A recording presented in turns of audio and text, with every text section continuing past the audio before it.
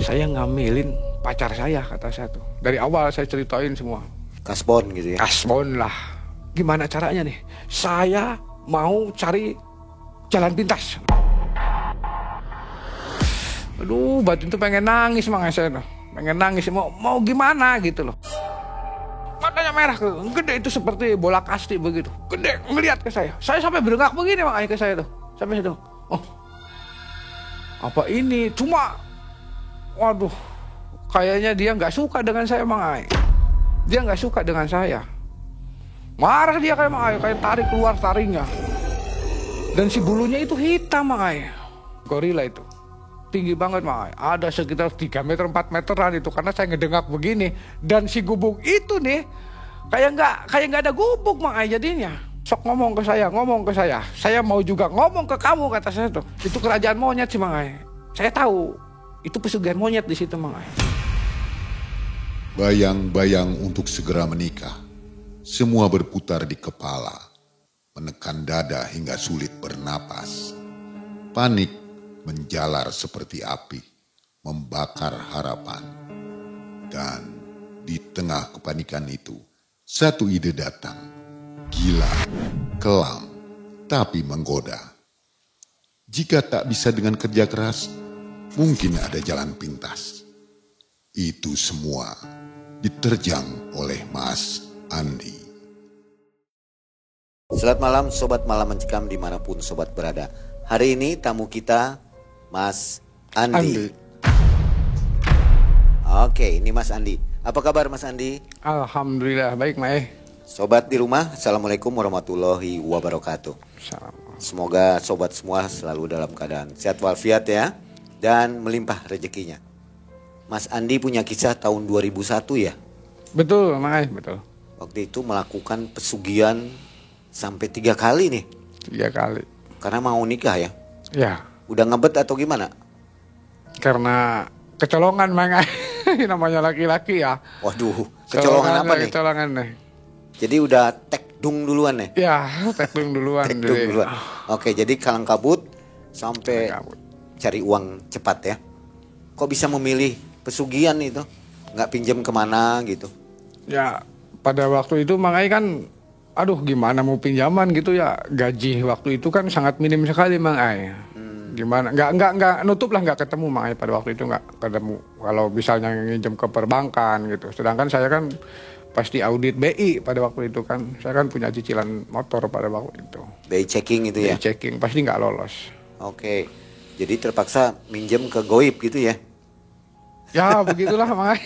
Oke, nah Sobat Malam Mencekam ini kisahnya menarik ya. Jadi hamil duluan baru menikah. Cari modalnya dari pesugihan. Gimana kisahnya nanti kita dengarkan bersama ya. Mas Andi sekarang aktivitasnya apa ini? Saya sekarang kerja serabutan Mang Ai. Serabutan. Apa Serabutan aja? Ya? Ya. Apa aja? Apa aja. Tapi cukup ya untuk kebutuhan? Alhamdulillah. Alhamdulillah Mang. Syukur. Mudah-mudahan lancar selalu ya. Alhamdulillah. Oke. Malam Mencekam, semakin malam semakin mencekam. Ini dia Mas Andi.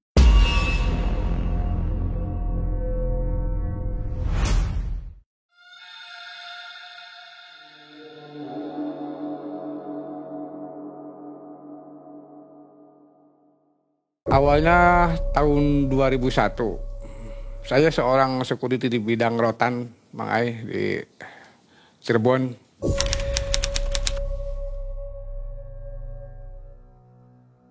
Saya ketemu dengan seorang pelamar pekerjaan, seorang perempuan. Awalnya, si perempuan itu, dulu saya koordinator satpam, Mang Ai. Saya koordinator satpam, jadi saya mudah sekali untuk masukin atau menitipkan calon karyawan itu ke kabag-kabag, bagian apa gitu. Nah si perempuan ini ngelamar. Saya cuma iseng Mang Ai awal-awalnya. Ya sebut aja namanya Yuni lah. Ya. Namanya Yuni ya. Yun, oke kamu tunggu di rumah. Nanti ini saya lamaran saya masukin dulu ke kabag bagian kosmetik. Neng, daripada ngelamar kerja lebih baik saya lamar. Saya bilang begitu. Nah si Neng disangkanya saya guyon kali. Saya bergurau kali. Nah si perempuan ini, ya udah Pak kalau begitu saya nitip lamarannya. Mudah-mudahan aja keterima. Oke, sini lamarannya. Mana nomor teleponnya? Nanti saya kasih tahu. Biar nanti saya save nomornya. Saya tuker-tukeran nomor telepon pada waktu itu. Udah ada HP ya? Sudah ada. Udah punya? Nokia pisang zaman dulu itu. Sudah ada itu. Setelah besoknya saya telepon Kabag. Bos, saya mau nitip lamaran nih. Ada ponakan saya. Bilang saya ponakan. Kata Kabag itu, ponakan apa ponakan nih Pak Andi, katanya gitu. Ponakan apa ponakan nih? Bener ponakan saya. Cantik enggak? Ya, cantik dong, no, ponakan saya. Itu. Oke, mana lamarannya? Masukin saya lamaran itu. Ya udah, Pak Andi besok anaknya suruh masuk. Gitu. Dipanggil tuh Yuni itu, Yun kamu besok menghadap ke Pak Yono lah, saya namanya Pak Yono. Masuk besok interview. Datanglah Yuni itu. Masuk dan keterima di perusahaan itu Mang Ai. Keterima. Pulangnya saya anterin ke rumah. Ternyata satu arah dengan saya. Satu arah gitu. Jadi setiap saya berangkat kerja, pulang kerja, saya bareng dengan Yuni ini. Jadi besoknya langsung kerja itu? Langsung kerja. Karena mungkin saya seorang bujangan dan Yuni juga masih cantik lah pada waktu itu. Cantik. Waktu itu Yuni itu usianya kurang lebih 18 atau 19 tahun makanya. Saya tertarik sama dia. Saya coba bikin janji, saya ngajak jalan, dia mau Mang Ai. Jadilah saya pacaran lah dengan Yuni ini. Pacaran, ngendek 2-3 bulan. Karena sering diajak jalan dengan saya Mang Ai, sering diajak. Maaf Mang Ai, dulu saya sering dugem dengan para kabag-kabag bos dulu.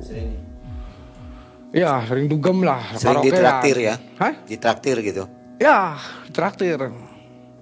Ayo Dan katanya mau minum apa nih, acara di mana nih, sampai ke daerah Kuningan. Nah dia ngintil tuh si Yuni ini ikutan Mang Ai. Pada waktu itu saya mabuk parah Mang Ai. Saya mabuk parah dah. Mabuk parah. Dan saya nggak bisa bawa motor pada waktu itu. Nah Yuni nyaranin, Mas udah jangan pulang lagi. Katanya kita cari penginapan aja. Biar barangkali ada apa-apa di jalan katanya gitu. Ya sudahlah kata saya tuh. Ini udah resmi pacaran? Sudah. Ya sudah Yun kalau kamu ini sih kata tuh. Tapi kamu dimarahin nggak nih nanti sama bapak sama ibu? Katanya gitu. Enggak. Kebetulan pada waktu itu kan malam minggu Mang Ai. Oke. Saya nginep di satu hotel di daerah Kuningan Mang Ai. Yang namanya orang mabuk Mang Ai nggak sadar. Ternyata saya udah ya begituan lah sama Yuni nih. Saking nggak tahu lah yang namanya orang mabuk ya. Terjadilah kayak gitu hubungan sama Yuni ini. Tapi dia nggak ngomong Mang Ai. Dia aja kayak orang udah suami istri gitu. Nggak ngerasa risih atau gimana. Dah lagi. Pulang ke rumah jam 10 siang sama saya tuh. Dianterin ke rumahnya. Dan ibunya juga nggak ngomong. Dari mana? Andi katanya gitu. Ini maaf katanya tuh. Tadi malam saya kehujanan Pak. Jadi saya tidur di rumah saudara, saya bohongnya begitu. Udah selesai, ya udah. Sok istirahat atau mau ngobrol dulu atau mau makan ke belakang katanya tuh. Karena saya di perusahaan itu kan udah nolongin Yuni ini masuk ke perusahaan tuh Mang Ai. Jadi mungkin bapaknya senang kali lah. Jadi saya makan dulu udah selesai. Sorenya saya pulang. Dah berjalan gitu. Balik kerja bareng, berangkat kerja juga bareng.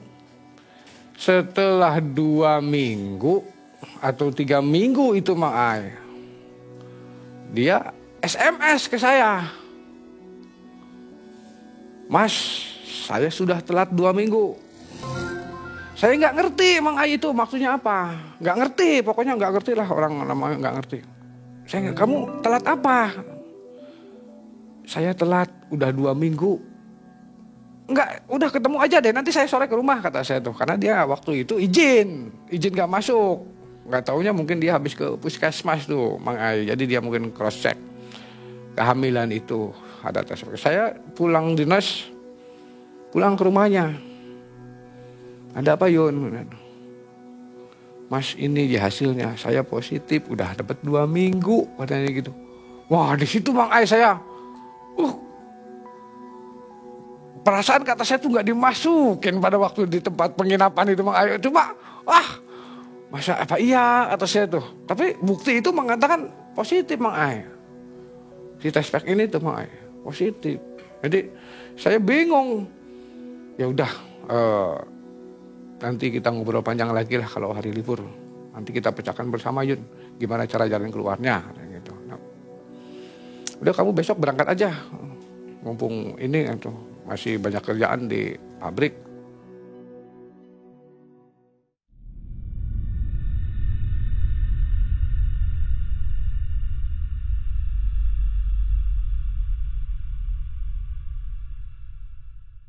Ya saya bingung Mang Ai, bingung saya. Bingung aja karena setiap gajian uang saya nggak ada sisa Mang Ai. Nggak ada sisa. Jadi 250.000 saya untuk setor motor, 200 saya untuk sehari-hari rokok, kopi, dan bensin saya. Habis, udah nggak ada punya tabungan pun sedikit pun saya nggak punya. Gaji hanya 4,5. 450 Mang Ai. 450 pada waktu itu. Nah, tanpa sepengetahuan saya, udah mau nyampe 1 bulan lebih, mau nginjak ke 2 bulan, Yuni ini cerita ke bapaknya Mang Ai. Cerita ke bapaknya tanpa sepengetahuan saya. Gak tahu apa yang diceritakan sama Yuni ke bapaknya. Bapaknya telepon saya. Mas Andi tolong ke rumah dulu, ditunggu, penting. Saya kan lagi piket tuh Mang Ai. Jadi saya tuh gak fokus pada waktu itu. Gak kerja juga. Saya udah pasti pikiran saya ke sana. Lari ke sana apa ke Yuni itu, ke masalah Yuni itu. Di sidang ya? Di sidang. Cuma saya sebagai orang laki-laki nih, wah saya hadepin udah. Apapun resikonya udah saya hadepin.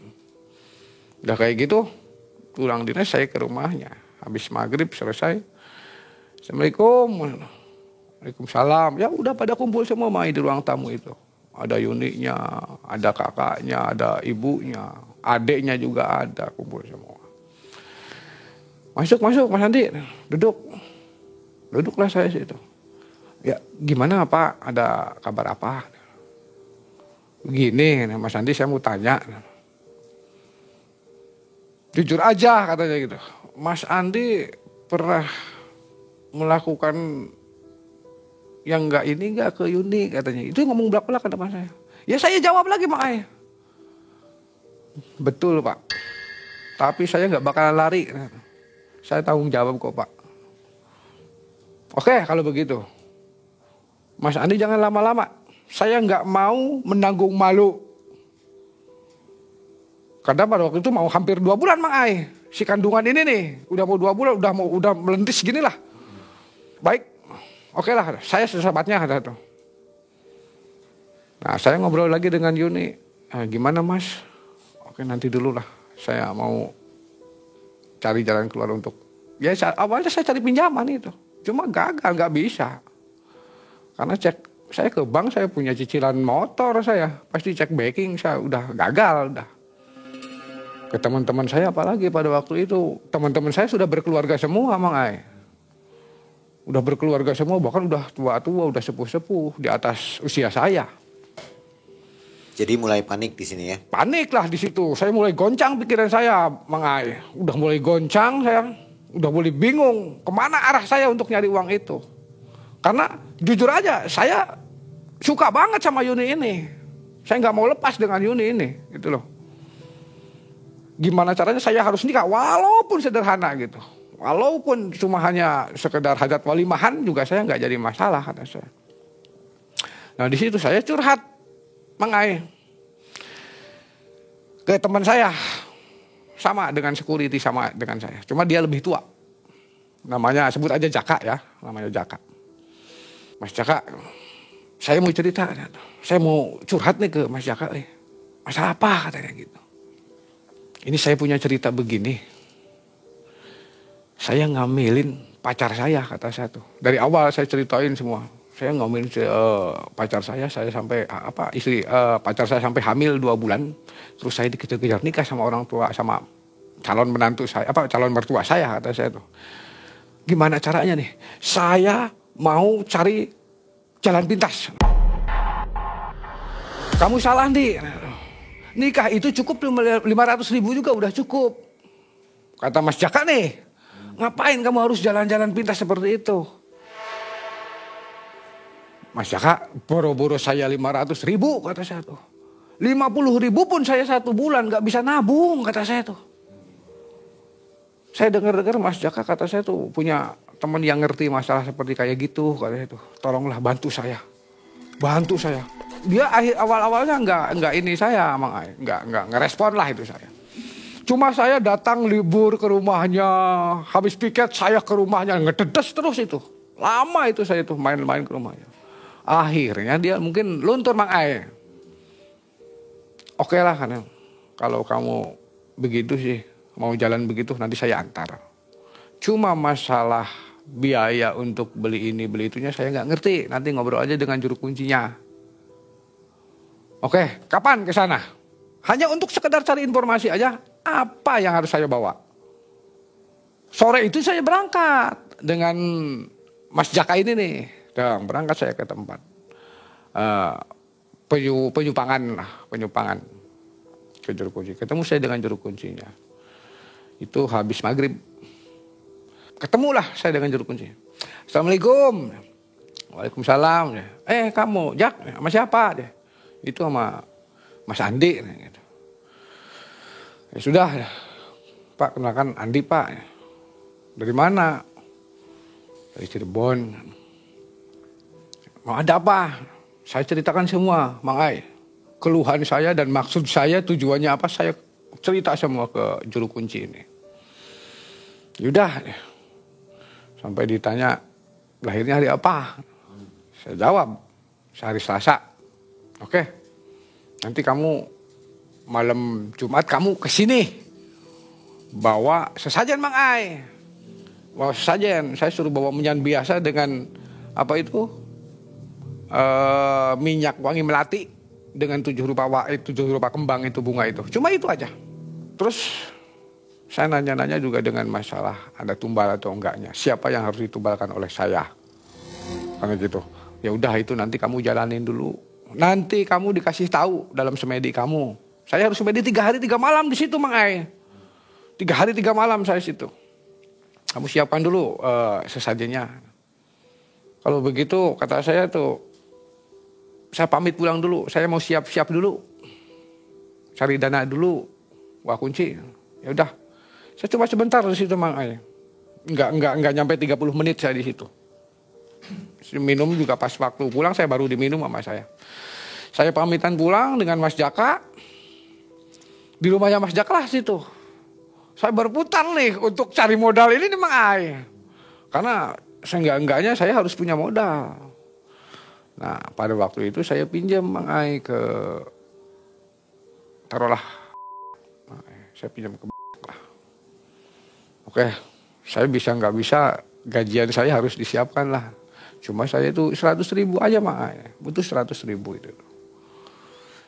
Saya perantara Mas Jaka, saya dikasih 100.000, saya berangkat sendiri ke sana Mang Ai, berangkat sendiri. Karena saya udah izin ke Mas Jaka, saya malam Jumat saya langsung ke sana. Kalau Mas Jaka piket, udah nggak apa-apa saya sendiri. Karena pas kebetulan nggak ketemu Mang Ai, nggak ketemu jadwalnya. Saya berangkat sendiri ke sana. Assalamualaikum, waalaikumsalam. Asar itu Mang Ai, saya posisi asar pada waktu itu, posisi asar. Assalamualaikum, waalaikumsalam. Siapa ya? Saya Wak Kunci. Mas Andi, temannya Mas Jaka, yang kemarin suruh ke sini. Oh iya masuk. Masuklah saya dalam ngobrol. Ini sesajen yang Wak Kunci minta kemarin, saya sudah siap. Tapi saya dikasih saran dulu sama juru kunci ini nih Mang Ai. Kamu bener-bener Mas Andi dia mau nekat begitu. Resikonya mau diambil sendiri, bener. Udah. Wak Kunci jangan berpikiran jangan enggak. Saya maju terus. Saya ambil apapun resikonya itu. Yang penting jangan melibatkan orang lain. Saya taruhannya. Nah, udah begitu. Oke, kalau begitu. Nanti sekitar jam 8:30 kita masuk. Masuk itu daerah Mang Ai. Cirebon. Tahu lah mungkin banyak yang tahu itu. Saya disuruh semedi di sana. Di dalam rumah. Gubuk Mang Ai. Ada gubuk gitu, ada gubuk. Saya ditinggal di sana Mang Ai. Cuma bukan saya aja di sana. Gak tau lah saya nggak orang kenal gitu. Ada 2-3 orang itu, termasuk saya. Saya disuruh 3 hari 3 malam di sana. Malam pertama Mang Ai, saya masuk sana. Karena berani Mang Ai, karena saya ngelihat ada teman-teman nih di sini, ada orang nih kata saya tuh, ada orang nih Mang Ai. Wah, tenang aja, banyak orang ada tuh di sini, gak bakalan. Loh, saya ngelihat nih orang 3 ini gak goyang-goyang Mang Ai, gak kayak saya geser ke sini, geser ke sini. Ini orang kok diem aja kayak patok, duduknya tuh kayak patok gini aja. Tapi pada waktu saya masuk awal, dia itu kayak orang bergerak Mang Ai. Saya ngelirik lagi ke sini karena ada dari celah-celah lampu dari luar Mang Ai. Kok saya perasaan waktu pertama saya masuk nih orang kayak manusia gitu. Ada Mang Ai di sebelah kiri, di belakang. Ada orang. Makanya saya berani deh Mang Ai. Dari saya banyak teman kata saya. Setelah jam 1, jam 2, loh. Ini bukan orang kata satu. Ini bukan orang. Pakaian biasa Mang Ai. Pakaian biasa Mang Ai. Pakaian biasa. Awalnya seperti orang duduk. Saya ngelirik ini, ada orang saya tuh. Tenang. Makanya saya berani tuh. Jam 11:30, jam 1. Angin lah itu Mang Ai. Angin kencang sekali tuh. Kayak seperti puting beliung begitu. Tapi kalau puting beliung hancur kata saya. Digubuk kata saya tuh. Yang sebelah kanan saya ngelirik ke saya Mang Ai. Ngelirik pas saya ngelirik sini, dia ngelirik lagi ke saya. Tapi matanya bukan mata manusia itu Mang Ai. Bukan mata manusia itu. Percis mukanya muka kera Mang Ai. Muka kera itu Mang Ai. Ya Allah kata saya dalam hati saya, hati kecil. Ya Allah. Tapi kayak nggak seneng saya ada di situ Mang Ai. Kayak nggak suka dia. Kayak marah dia ke saya, mukanya muka marah Mang Ai. Saya sampai gemetar pada waktu itu Mang Ai. Dengan saya disuruh nggak boleh keluar itu sebelum juru kunci itu masuk. Rencana saya 3 hari 3 malam di situ.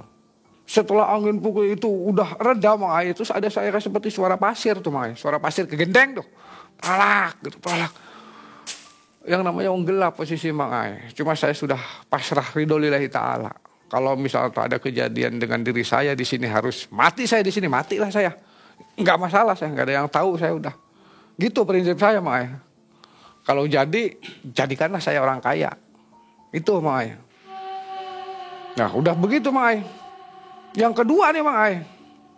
Yang di belakang saya, itu nepuk saya Mang Ai. Begini Mang Ai. Cuma itu bukan tangan, menurut saya bukan tangan itu. Cuma ada benda yang ke belakang, ada nongol ke saya Mang Ai. Ada benda yang nempel ke ini saya. Cuma saya rada begini, saya lihat ke belakang, itu tangan Mang Ai, berbulu semua Mang Ai. Cuma saya pada waktu itu saya enggak ini, maksudnya apa? Enggak begitu panik Mang Ai. Enggak begitu panik karena hati saya sudah nekat Mang Ai. Bila perlu saya peluk tuh kata saya tuh raja monyet itu Mang Ai. Yang penting kemauan saya kamu kasih. Udah selesai begitu, saya nungguin adzan subuh itu Mang Ai. Lamanya banget, lama banget nunggu adzan subuh loh. Lama banget loh. Saya sudah nggak kuat Mang Ai di situ, asli udah nggak kuat. Karena udah seperti itu, karena itu kerajaan monyet sih Mang Ai. Saya tahu itu pesugihan monyet di situ Mang Ai. Saya tahu karena tahulah itu daerah saya Mang Ai, banyak cerita-cerita orang dan apal saya lah daerah situ apal. Udah selesai. Nah tapi besok paginya sebelum hari ketiga, saya sudah dipanggil sama juru kunci itu. Mas Andi, sini ikut saya. Ikut saya. Loh. Saya keluar tuh Mang Ai. Itu siang? Siang, udah selesai itu. Malamnya udah selesai itu. Siangnya tuh, pagi tuh, sebelum matahari terbit saya udah di sini. Jadi ruangan itu terang kan? Terang. Ada orang tadi? Nggak ada Mang Ai. Nggak ada orang itu. Yang 3 ini nih, nggak ada sama sekali. Berarti pada waktu saya masuk, ya kayak gitu berarti mah. Saya udah feeling itu. Mas Andi sini ikut saya. Ya, Pak Kunci, saya pulang. Jadi si kerajaan monyet itu ngasih tahu ke juru kunci, saya nggak bisa di situ. Saya nggak bisa ke situ, Mang Ai.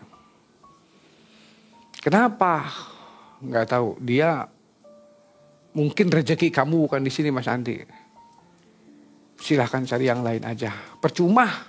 Sampai 3 hari 3 malam pun Mas Andi di sini nggak bakalan dapat hasil. Nggak bakalan dapat hasil. Justru godaan-godaan yang nggak berguna lah. Nggak berguna kata Pak Kunci. Saya bingung, Mai. Karena apa? Saya sudah ngeluarin uang 100.000 pada waktu itu tuh. Ya sudah, oke, Pak Kunci. Saya mohon izin kalau begini caranya. Saya mohon izin. Maafin di sini ya. Yang jelas kamu nggak ada hak, nggak ada milik, nggak ada rezeki kamu di sini. Tapi sesepuh di sini ngasih tahu kamu lari ke daerah barat, cari. Pokoknya ini kan di utara nih, kamu cari ke barat. Saya puyeng lagi tuh Mae. Di sisi lain pikiran daerah barat itu daerah mana? Yang kedua biaya saya lagi dari mana lagi? Itu yang saya pikirkan tuh. Dan hutang saya harus dibayar tuh ke tuh. Waduh, saya tuh. Oke lah, pamit. Pak Kunci saya mohon izin. Pulanglah saya. Tapi saya langsung ke rumah Jaka, saya SMS dulu. Mas Jaka ada di mana? Ada di rumah. Saya ke rumah dulu. Loh, kok belum selesai? Udah nanti saya ceritakan kata saya tuh. Udah, saya ke rumah. Nah, saya ke rumahnya Mas Jaka. Gimana katanya Mas Andi? Saya ceritakan semua Mang Ai ke teman saya ini. Sekiranya barangkali teman saya ini punya tempat yang lain lagi. Mumpung pacar saya ini hamilnya belum besar. Gitu loh Mang Ai. Saya khawatir, saya takut sekali. Dan saya nggak mau memberikan aib ke calon mertua saya Mang Ai. Itu yang saya pikirkan di ini Mang Ai. Karena jujur aja, calon mertua saya orang terhormatlah di kampungnya Mang Ai pada waktu itu. Ya udah saya kata Mas Jaka, nanti saya barangkali ada info nanti saya cari-cari dulu informasi. Tapi yang saya tuh ya di situ itu katanya Mas Andi. Ya udah pulanglah saya Mang Ai. Saya mulai kerja lagi. Ya ketemu dengan Yuni lagi. Udah begitu jalan seminggu 2 minggu ada kabar tuh dari Jaka tuh Mang Ai. Mas Andi gimana mau dilanjutin lagi enggak? Katanya gitu. Saya tuh udah mulai ini lagi Mang Ai. Udah mulai semangat lagi gitu loh. Wah ini nih nemu lagi nih katanya. Nemu lagi nih. Oke Mas Jaka. Siapa? Mas Andi. Ini saya kasih tahu nomor telepon teman saya. Sok hubungin aja. Karena dia yang kenal katanya dengan kuncinya lagi. Oke itu. Saya coba-coba. Assalamualaikum. Waalaikumsalam. Saya temannya Mas Jaka. Saya teman kerjanya Mas Jaka. Dan saya sekaligus komandannya Mas Jaka. Saya di perusahaan Rotan. Ini denger-denger. Si Akang sebut aja Dodi lah temannya. Teman saya. Dodi ya. Saya dengar-dengar Mas Dodi punya ini informasi tempat-tempat ini. Oh tahu. Ya udah. Kalau begitu kita ngobrol di darat aja deh. Nah tuh, kita ngobrol di darat, Mas Dodi rumahnya di mana? Di Kedabung, nah gitu. Itu Mang Ai, saya pulang kerja saya cari-cari alamat itu, ketemu Mang Ai. Ada istrinya, kenalan saya dengan istrinya, dengan Mas Dodinya. Gimana, Mas Andi? Ada apa? Ada masalah apa sih bisa lari ke situ tuh? Ada gitu, ada apa? Saya cerita semua ke Mas Dodi itu. Dan saya cerita juga yang gagal itu saya cerita juga ke dia itu. Loh berarti Mas Andi pernah kemarin itu gak berangkat. Kata Mas Jaka udah pernah. Iya. Tapi gagal kata tuh Mas Dodi. Tolong bantu saya. Saya punya masalah perempuan lah, kata saya tuh. Punya masalah perempuan. Ya udah, sok kapan Mas Andi libur, ayo kita ke sana, gitu. Oke, saya bikin jadwal, Mang Ai, bikin jadwal dulu. Posisi saya libur, baru saya SMS dia minta diantar. Kabar Juni jalan baik-baik aja dia. Dia nunggu kesiapan saya dan saya juga belum ngasih keputusan kapan-kapan dan bulan apanya, belum pada waktu itu.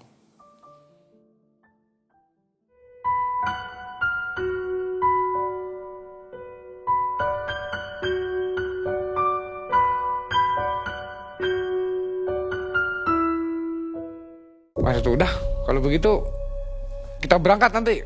Berangkatlah saya ke Mang Ai. Sama Raja Ketek juga, Raja Monyet juga sama situ. Daerah deket ya? Iya, daerah dekat Mang Ai. Daerah saya itu. Masuk, saya dengan Mas Dodi. Mas Dodi sama seperti yang dikenalin dari awal. Udah ngenalin ke juru kuncinya, Mas Dodi langsung pulang lagi. Jadi dia kayak ketakutan, kayak nggak mau ada ikatan lah gitu loh. Udah tuh, ini juru kuncinya, Pak Kunci, ini teman saya namanya Andi. Dia ada misi begini, ceritakan semua. Mas Dodi langsung pulang, saya ditinggal di situ. Itu posisi jam 5:30, Mang Ai. Mas Andi, gimana? Oh, ada rencana apa ke sini? Saya ceritakan lagi, Mang Ai. Saya ceritakan lagi dari awal. Itu mendetail sekali saya ceritakan ke juru kunci ini. Begini Pak Kunci, saya sudah capek. Saya sudah jujur, saya sudah 1 kali ritual di saya gagal. Tolong Pak Kunci itu. Saya disuruh ke sini. Ada hak nggak, ada rezeki saya nggak di sini? Dari kerajaan di sinilah, nggak tahu lah Pak Kunci yang ini. Ada nggak rezeki saya di sini? Oh, saya nggak tahu. Kalau begitu Cindy, kalau Mas Andi mau coba, barangkali rezeki Mas Andi ada di sini, silahkan. Nanti saya jembatanin. Mas Andi udah nekat, resikonya. Apa resikonya? Jadi itu dikasih tahu Mang Ai. Kalau kita sakit, nih kalau saya sakit nih nanti kejadiannya kalau saya sakit itu keluar ekor Mang Ai, keluar bulu Mang Ai. Jadi kalau misalnya ini saya jadi, terus saya sakit nih, orang yang nengok cuma di luar, nggak boleh masuk ke ruangan kamar saya, nggak boleh, cuma di luar aja. Nanti istri saya yang ngelayanin, yang ngeladenin tamu-tamu itu gitu. Saya dikasih tahu sama juru kuncinya itu. Yang kedua, saya nggak bisa mati Mang Ai. Jadi matinya itu saya diganti nanti. Saya masuk ke dunianya dia. Saya jadi monyet nanti saya di sana. Apa Mas Andi sanggup? Oke. Saya ambil. Nah disitulah Mang Ai. Saya siap-siap apa yang Wak Kunci minta. Cuma saya disuruh bawa daging sapi Mang Ai. Disuruh bawa daging sapi, saya cuma sedikit lah. Kembang juga ada 7 rupa. Terus wangi-wangian menyan juga saya bawa. Hampir lengkap pada waktu itu. Dan saya pusing juga Mang Ai bawa biayanya lagi. Tuh. Saya bingung lagi Mang Ai. Cuma pada waktu itu saya beranikan diri untuk ke bagian keuangan Mang Ai. Untuk ke bagian keuangan di kantor saya. Kasbon gitu ya? Kasbon lah. Cuma pada waktu itu dipotongnya nggak dipotong langsung Mang Ai. Jadi saya minta misalnya nih 100.000 ya sebulan selawe gitu Mang Ai, contohnya lah. Gitu. Sebut aja namanya Ibu Nina ya. Bu Nin, mohon izin karena tuh saya mau menghadap dulu sebentar. Ada apa Mas Andi? Nanti jam 12 saya mau ketemu Ibu. Oke, kata dia tuh. Saya ketemulah, jam istirahat, saya ngobrol-ngobrol di musola, saya curhat lah. Alasannya saya buat beli cincin tunangan lah itu tuh ke Yuni itu, buat ke Yuni. Ya udah, Mas Andi nanti saya siapkan. Nanti Mas Andi setiap bulannya berapanya nanti tinggal ditulis aja di buku. Oke, Bu Nin, makasih. Sorenya saya ambil. Biasa Mang Ai, kalau saya pusing saya ke rumahnya Yuni. Habis saya kasbon, saya ke rumah Yuni sambil nungguin hari yang sudah ditentukan sama juru kunci itu, saya ke rumah. Gimana Yun? Perutnya sudah mulai besar Mang Ai. Sudah mulai kelihatan lah, sudah mulai kelihatan. Saya udah agak panik, di situ udah mulai agak panik. Dan bapaknya juga udah mulai nggak nyapa ke saya Mang Ai. Udah mulai nggak negur ke saya Mang Ai. Karena mungkin terlalu lama.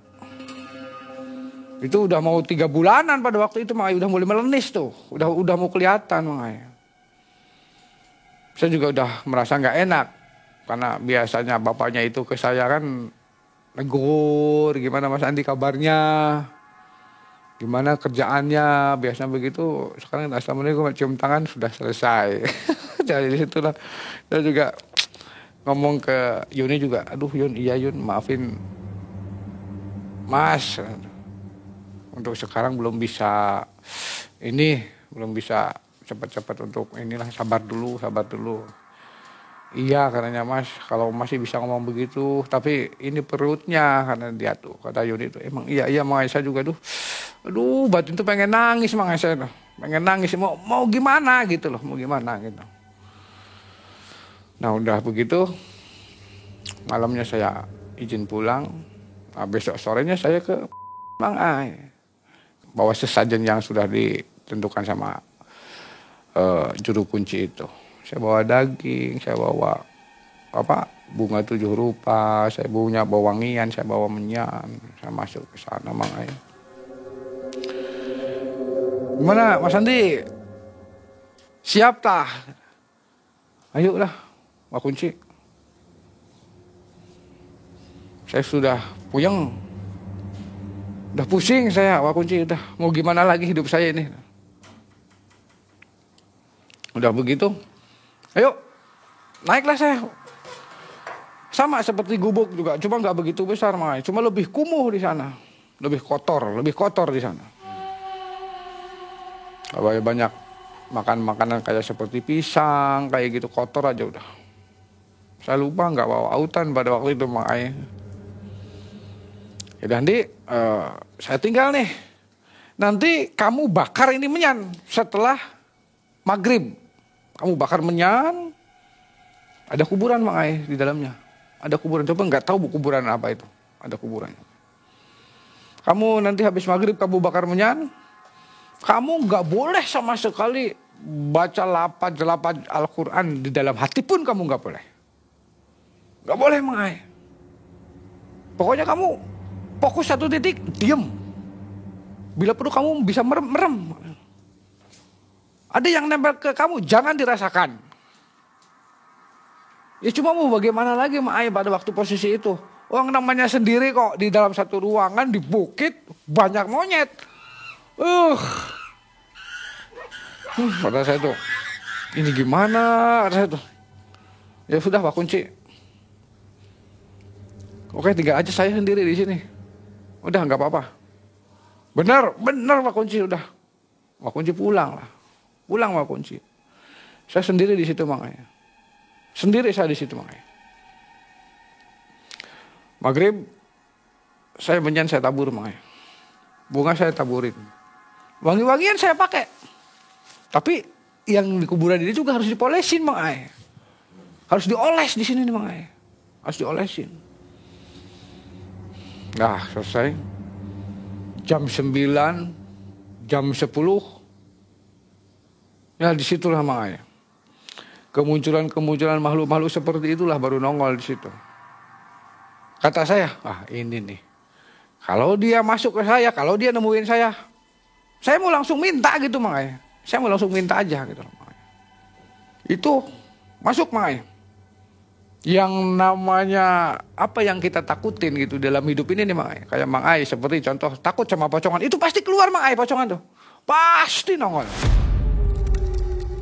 Karena pada waktu itu saya paling takut Mang Ay sama pocongan itu Mang Ay. Saya lebih baik ngadepin macan, ngadepin ular gitu yang kelihatan gitu. Itu pocong Mang Ay.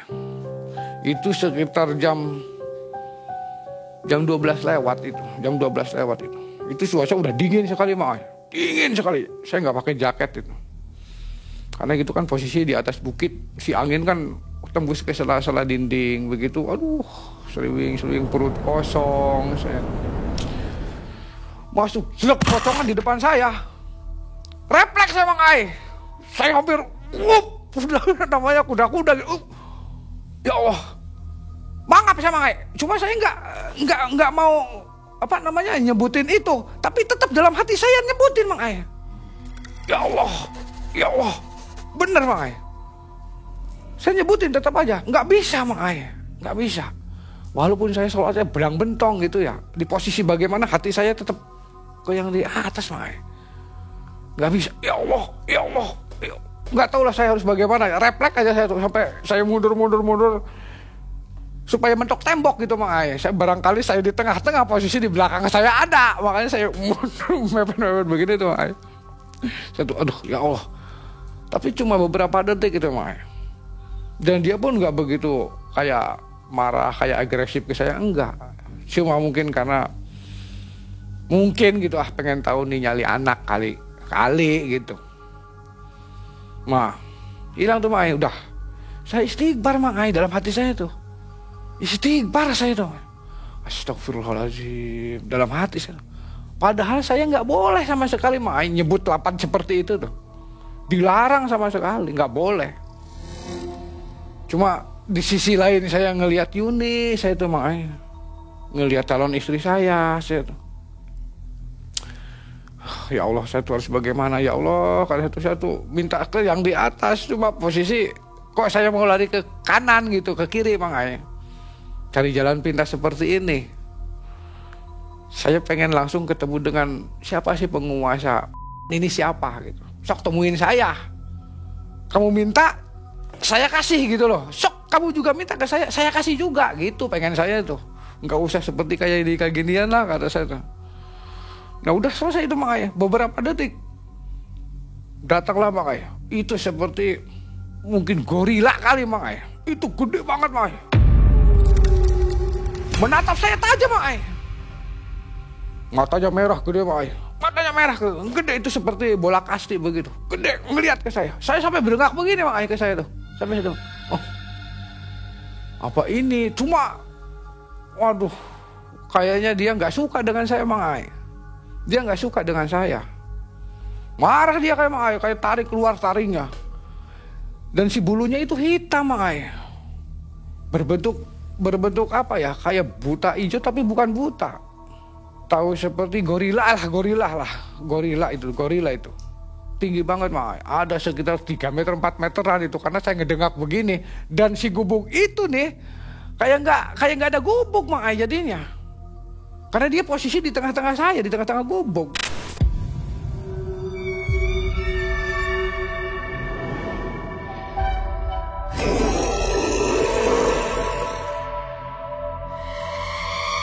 Saya nggak memikirkan inilah, itu udah sok ngomong ke saya. Saya mau juga ngomong ke kamu, kata saya tuh.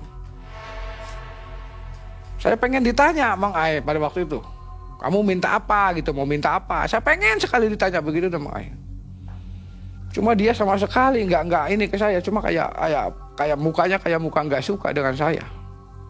Selesai itu Mang Ay, habislah itu, hilang itu. Masuklah saya ke jam 2:30, kedengaranlah suara azan itu. Azan as-sholatu khairum minan naum. Alhamdulillah, saya di situ nyebut lagi alhamdulillah ya Allah. Dan sejuklah hati itu, udah adem, tenang, pikiran sudah enggak kemana-mana lagi. Saya udah kemana lagi, udah nyantai lah pada waktu itu. Udah alhamdulillah udah pagi kayak saya tuh. Nungguin kalau siang hari ya begitu Mang Ay, kedengaran suara monyet, suara orang yang berkunjung gitu tuh. Padahal di dalam gubuk itu tuh ada saya itu tuh Mang Ay. Kalau dia buka aja tuh pintu, nggak tahu dikunci atau enggak, di sama juru kuncinya tuh, itu ada saya di sana tuh. Kalau misalnya ada yang buka gitu tuh, saya kedengaran Mang Ay. Kan biasa di situ tempat orang-orang, ya orang-orang kayak pacaran begitu tuh Mang Ay. Rekreasi begitu. kedengaran saya dari suara cekakak cekiki yang ngobrol anak-anak muda gitu. Karena saya, wah rame nih alhamdulillah siang kata saya tuh. Mudah-mudahan saya bisa lolos Mang Ai karena sudah capek Mang Ai. Udah capek pada waktu itu.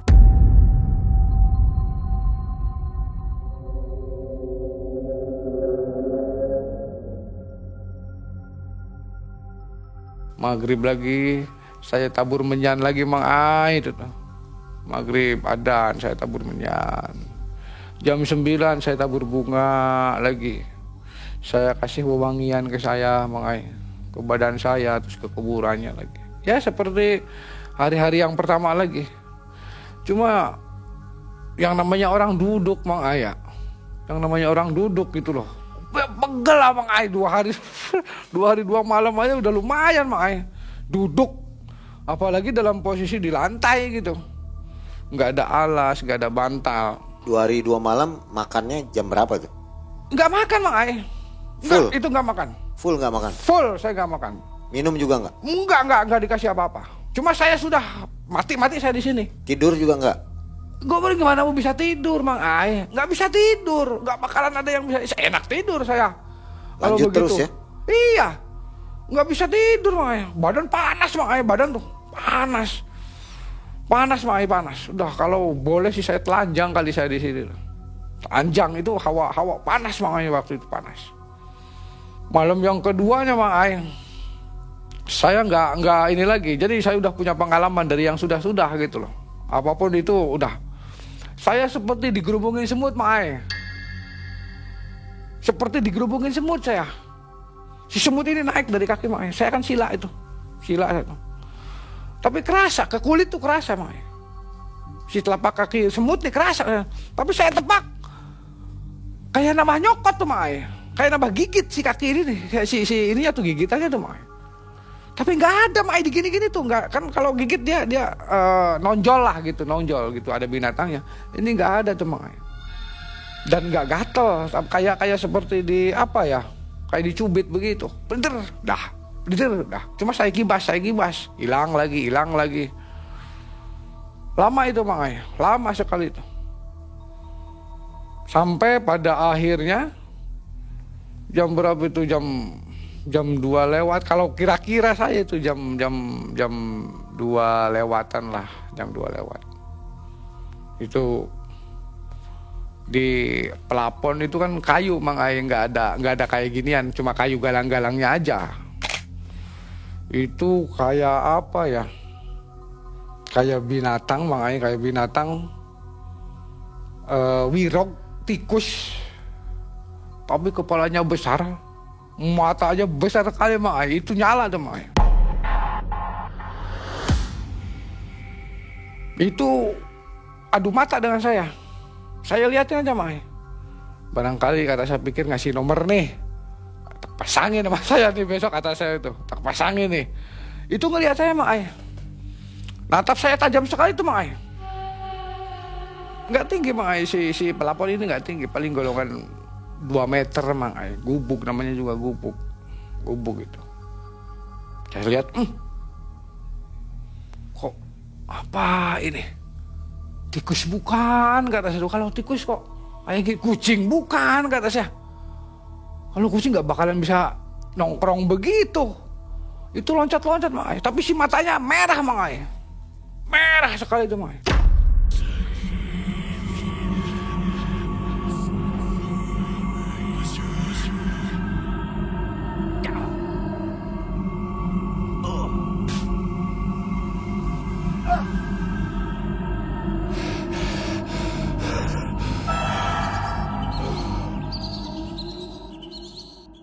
Berapa inilah nggak nyampe menit Mang Ai, itu hilang Mang Ai.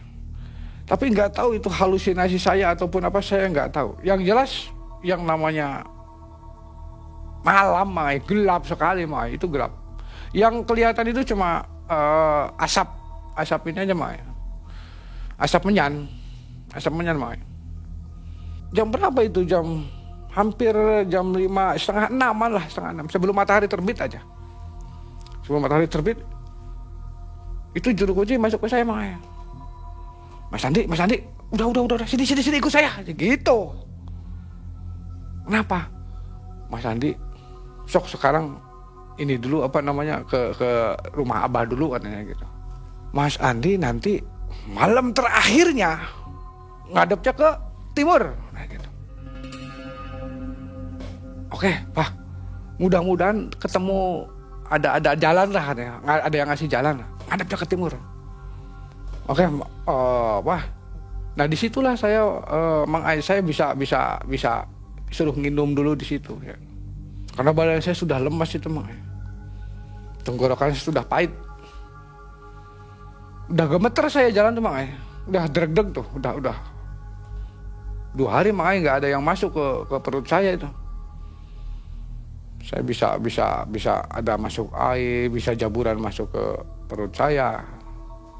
Ya udah, sok sekarang ini dulu leleson, tapi jangan tidur. Ya, Pak Kunci.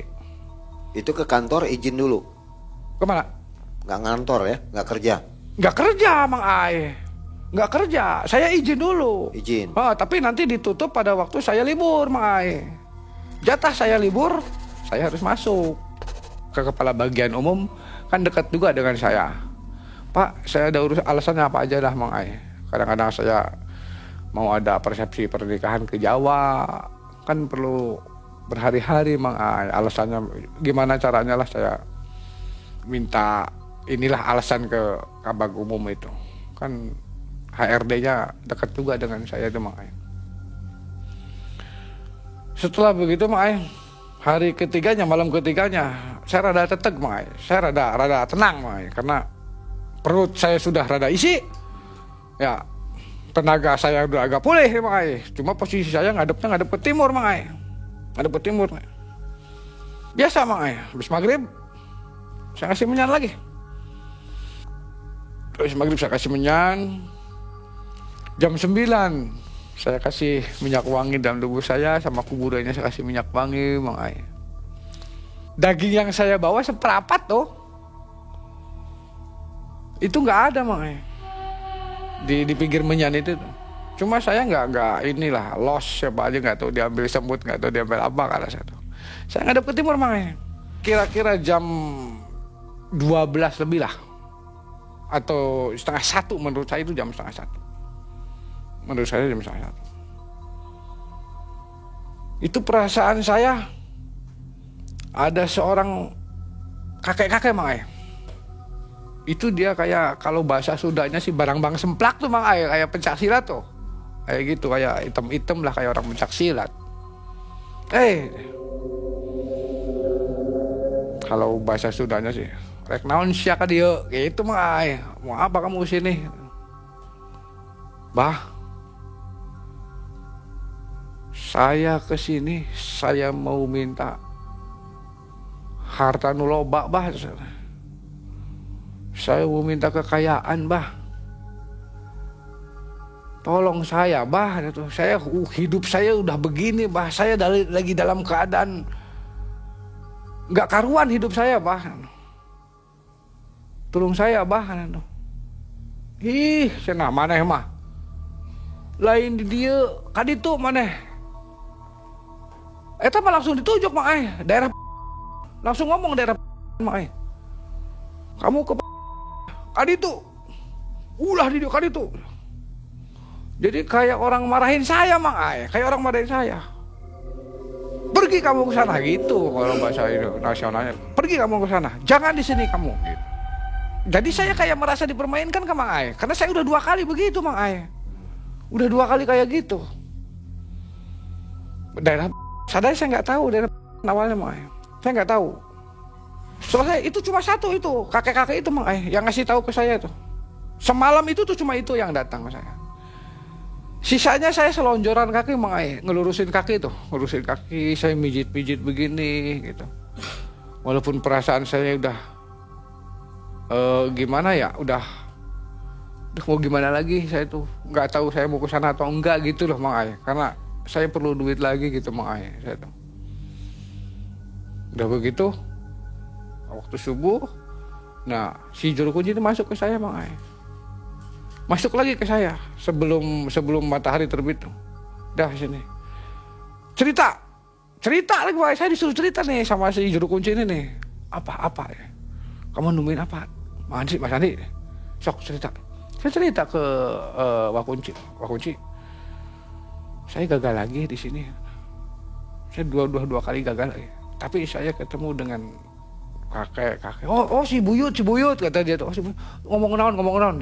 Ngomong apa ya. Saya disuruh daerah cuma saya nggak tahu di mana. Wah berarti benar. Gus, sediain aja uangnya. Udah pasti bener, berhasil di sana, pasti berhasil itu. Berhasil makanya saya udah 2 kali gagal makanya. Wah saya dari mana? Yang ketiga kali ini saya harus kasbon lagi, nggak mungkin makanya saya tuh, nggak mungkin saya kasbon lagi. Saya masih punya sangkutan dengan kantor saya tuh. Liatin kalau Mas Andi di sana gagal lagi gitu. Bener Wak Kunci berani taruhan dengan saya.